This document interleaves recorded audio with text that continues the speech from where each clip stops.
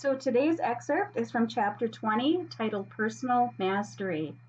So we're a little more than halfway through the book now. And as I just want to repeat the subtitle of my book, because so far I've talked about how animals have been part of my self-healing journey. So the subtitle is Healing Emotional Pain Through the Wisdom of Animals and Oracles. Both were very pivotal in helping me in my healing journey. And it would be back in 2013, I think it was. Actually, was it 2012? No, it was 2013, 2014. It doesn't matter. Anyways, somewhere in that time frame, after my second dachshund, Joey, had passed away, I had known of oracle cards, but I had taken a sabbatical then, which I write about in my second memoir, Wisdom Found in the Pause, Joey's Gift.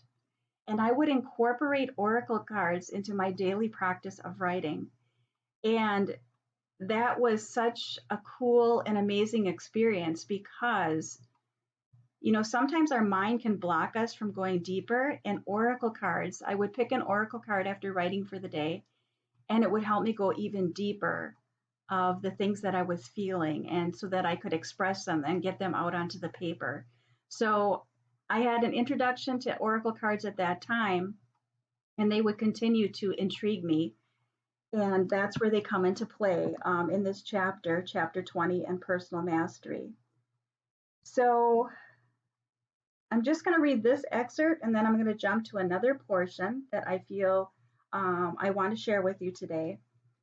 So my work now, I had done so much personal growth on myself for, at that point, it was probably 16 years. And so I had done actually it was 13 years. Sorry, I'm just seeing that in my notes in my chapter here. And like I've said in the other videos, we are a work in progress. But my work now was to try to let go of blame, shame, and victim mentality. And I was slowly coming to a new place of awareness. Though I had used oracle cards before, taking part in this course, which was a course that I did through Oracle School with Colette Barron-Reed, was helping me to go even deeper in dialogue with myself. It was helping me to understand and shift my perspective of how unaddressed wounds can cause us to suffer needlessly and repeat patterns that keep us stuck in old ways of thinking. At times it was difficult and painful, but the more I learned to be an observer of myself and let judgment go, the more insight I was able to gain about why I behaved in certain ways. Which is really important, is when you can start to recognize the patterns, you can understand why you were the way you were. So I'm in Oracle School, and I'm in the second week of personal mastery, and we're invited to do this becoming reading. And that's where I'm going to pick up. So one of the first questions we had to work with was to determine which part of ourselves needed the most healing. Now, as I look back on this question and rereading the journal I kept, I'm taken to a more in-depth understanding of the power of the card I drew. And the card was Never Ending Story.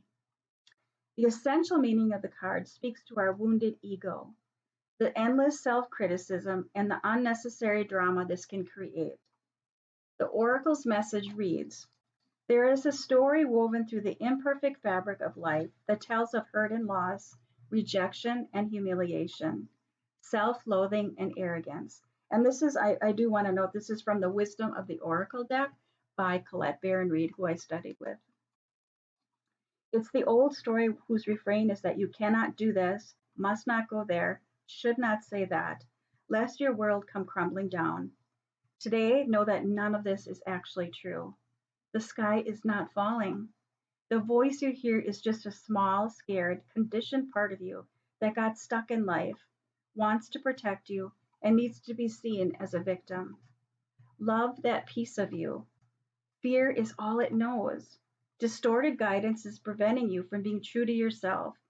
You are not your story. And the narrator is simply the voice of your fearful part, small and vulnerable and easily soothed. So in my journal, I wrote down what resonated personally for me, which in all honesty was every word. As I did, I was filled with a mix of emotions, frustration chief among them. I was so tired of trying to figure myself out. I wrote about how often I didn't feel good enough or smart enough, and how I had this perception that others judged me. I'd certainly made great leaps of progress in this department, but there were still plenty of times I fell back into old patterning, loathing myself and waging that epic inner battle that had been part of my life for as long as I could remember. Digging deeper, I wrote about the little girl in me who had wounds she was still trying to make sense of and work through. I realized that this little girl was afraid, and that oddly enough, my self criticism was a way of protecting her from experiencing further hurt. While I understood this on one level, I knew I still had much work to do in order to fully integrate it. Part of this work was incorporating Colette's teaching to live within a 24-hour compartment as a way of not getting caught in the cycle of dwelling in the past or projecting too far into the future. So tomorrow I'm going to read an excerpt from Second Chances, chapter 21. And I'm not exactly sure which excerpt I'm going to read, so I'm going to check that out and I will be back again tomorrow. See you then. Bye bye.